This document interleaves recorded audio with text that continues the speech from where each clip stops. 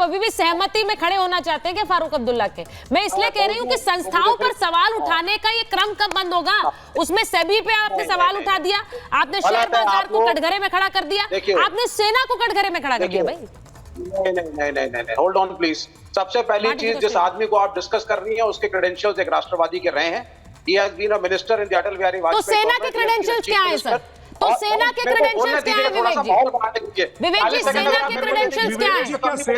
आपके हिसाब से सेना के क्रेडेंशियल्स क्या है विवेक जी? आज तक क्या आपके हिसाब से सेना भ्रष्ट है क्या विवेक जी? चलिए खुल के बोलिए ना, एक तरफ से बोलिए, आप छुपा के मत राजनीति ना कीजिए। आप बोलिए कि सेना भ्रष्ट है, बोलिए, चलो बोलिए, चलो मुंह से बोले सेना भ्रष्ट है, सेना उग्रवादियों से मिली हुई है।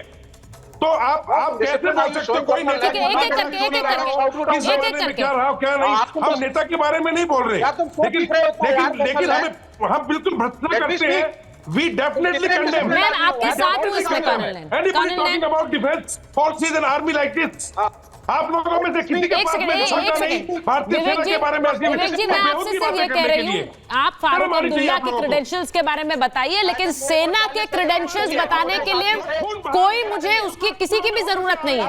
पूरा देश जानता है सेना के क्रेडेंशियल्स। आप मुझे 40-50 सेकंड इंटरप्ट दीजिए वरना मूविंग आउट। बोलिए। क्या मैं बदतमीजी से नहीं आया? नहीं, कोई बदतमीजी नहीं कर रहा है, बदतमीजी कोई नहीं कर रहा है।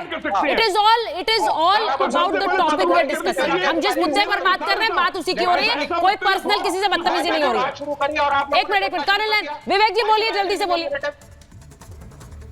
हाँ, मेरे को 40 सेकंड चाहिए मैडम, डोंट इंटरप्ट मी। पहली चीज, जिस व्यक्ति को आप डिस्कस कर रहे हैं, he has got उसके राष्ट्रवादी क्रेडेंशियल्स हैं। he has been a minister in the Vajpayee government, he has been a chief minister।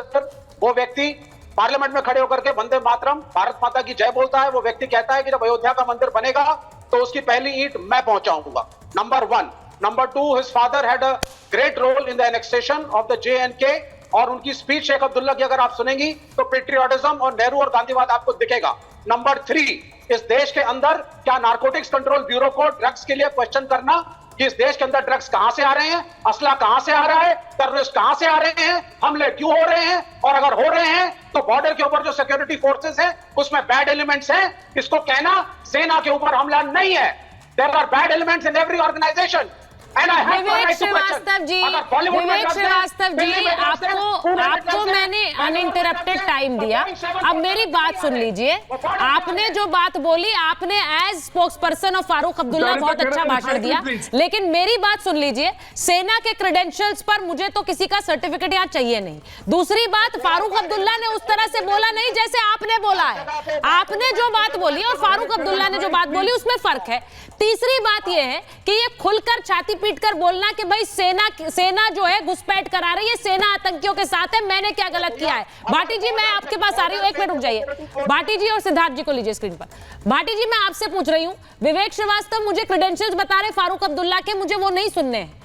मैं सिर्फ ये पूछ रही हूं कि इस तरह के किरदार क्यों है? एक ऐसे समय में आप सेना पर सवाल उठाने लगते हैं। आप अराजकता की जब हम बात करते हैं, इस तरह का बयान अराजकता पैदा करने वाला ही है।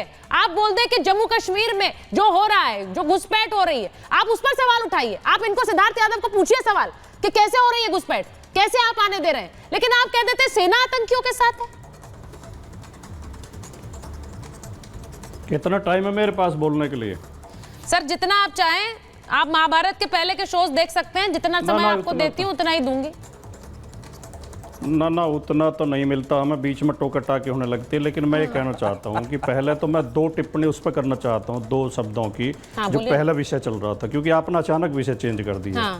देखिए, जब कोई विदेशी संस्था या विदेशी एजेंसी या विदेशी मीडिया मोदी जी की तारीफ में 2 शब्द बोल दे तो सारा मोदी समर्थक डांस करने लगते हैं, नाचने लगते हैं, झगड़ा करने लगते हैं, वाह वाह वाह वाह। और जब थोड़ी आलोचना कर दें तो विदेशी संस्थाओं पर क्यों विश्वास कर रहे हो? ऐसा दोगला रवैया नहीं होना चाहिए। एक तरफ रहो आप, या तो विदेशी संस्थाओं को पूरी तरह रिजेक्ट करो या फिर उनकी थोड़ी बहुत आलोचना को स्वीकार करो। दूसरे जो अभी आपने विषय उठाया, ये इसमें कोई संदेह नहीं है, मैं विवेक जी की बात से सहमत हूँ कि फारूक अब्दुल्ला इस बहुत ही देशभक्त हैं, बहुत धर्मनिरपेक्ष हैं और बहुत अच्छे व्यक्ति हैं। वो कभी देश विरोधी गतिविधियों में संलग्न नहीं रहे। लेकिन कि सेना के अगर उन्हें कोई शिकायत मिली होगी, किसी व्यक्ति ने, एक ने, दो ने कोई घुसपैठ में मदद की है या कुछ हो, संदेह हो, तो पूरी सेना पर सवाल उठाना नहीं है। इसमें कोई संदेह नहीं। भारत की सेना एक शानदार सेना है, बहुत बहादुर और बहुत ईमानदार सेना, और राजनीति से अलग रहती है। हमारे देश की बहुत बड़ी उपलब्धि है कि हमारी सेना राजनीति से अलग रहती है, देश की रक्षा करती है। लेकिन अगर कोई एक दो, अभी नोएडा में पुलिस वालों ने लूट करी, एक कैब ड्राइवर के साथ और एक महिला के साथ, उन्हें बंधक बना के उनको लूट लिया, तो क्या कहा जाएगा? मीडिया में खबर क्या आएगी? पुलिस ने लूटा। तो इससे पूरी पुलिस तो घेरे में नहीं आ जाती। दोषी तो वो 2-4 लोग ही हैं जो सस्पेंड हुए, अभी बर्खास्त कर दिए, उन्हें जेल भेज दिया, मुकदमा कायम हो गया। तो सेना में कई बार ये पकड़े गए हैं, जासूस पकड़े गए हैं पाकिस्तान के लिए जासूसी करते हुए या आतंकवादियों के लिए मदद करते हुए। तो वो 2-4-6 लोग हो सकते हैं, पूरी सेना पर कोई सवाल ना। तो मेरे ख्याल है उनका मकसद ये रहा होगा फारूक अब्दुल्ला का, और ना हम कोई भी ये संदेह नहीं कर सकता कि हमारी सेना खराब है। लेकिन जो अब जो सुचरिता जी सच्चाई ये है कि विपक्ष के नेताओं के एक 2-2 बयान चुक के, अभी आपने एक शब्द प्रयोग किया था, टूल किट। असली टूल किट तो इन डिबेट्स में चलती है कि जो पता नहीं कहां से मैसेज आते हैं कि देखो उसका बयान जोड़ दो, उसका जोड़ दो, उसका जोड़ दो। विपक्ष को कटघरे में खड़ा किया जाता है। विपक्ष को सम्मान देना चाहिए लोकतंत्र में, विपक्ष की बात भी सुनी जानी चाहिए। विपक्ष भी हो सकता है देश हित में कोई सवाल पूछ रहा होगा, पूछ रहा है। मैं भाटी जी आपसे सहमत हूं, और इसीलिए मैं कह रही हूं कि आप जिस तरह से अपनी पार्टी का पक्ष रखते हैं, आपको तो कभी नहीं रोका मैंने अपनी पार्टी का पक्ष रखने के लिए या विपक्ष का पक्ष रखने के लिए। अब तो आप राहुल गांधी का भी पक्ष रखते हैं, और वो भी बड़े अच्छे ढंग से, शायद उनकी पार्टी से बेहतर ही रखते हैं, उनकी पार्टी से बेहतर, हाँ, उनका भी पक्ष रख रहे हैं।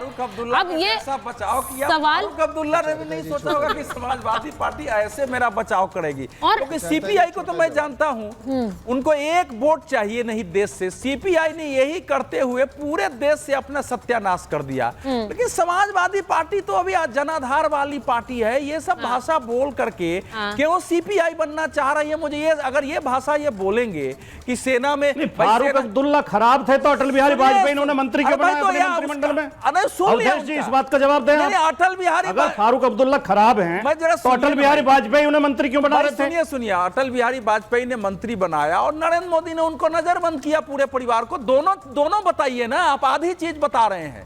और नेहरू जी, कांग्रेस ने भी किया नजरबंद, कांग्रेस ने भी जेल भेजा, नेहरू जी ने शेख अब्दुल्ला को भी भेजा, फारूक अब्दुल्ला को भेजा, नेहरू जी इनकी सरकारें भी गिराई, 18 वर्ष सरकारें भी बर्खास्त की, 18 वर्ष तक जो जिस समय देश हित में ठीक समझा गया किया गया। सर्टिफिकेट मत दीजिए किसी को, इस प्रकार से सर्टिफिकेट देना भविष्य में महंगा पड़ जाता है। मैं उन्हें एक अच्छा इंसान मानता हूं, मैं अच्छा नागरिक मानता हूं, नहीं, लेकिन ये बयान जो उस व्यक्ति ने दिया है, मैं हमेशा कहूंगा, आपके कहने से मैं अपने बयान नहीं बदलूंगा। आप मुझे कंट्रोल नहीं करेंगे, आप डिक्टेट करेंगे कि मुझे ये बोलना या नहीं बोलना। तिरंगा झंडे का आज वहां जुलूस निकल रहा है। फारूक अब्दुल्ला के रहते हुए लाल किले पर, लाल चौक पर एक झंडा फहराना मुश्किल था।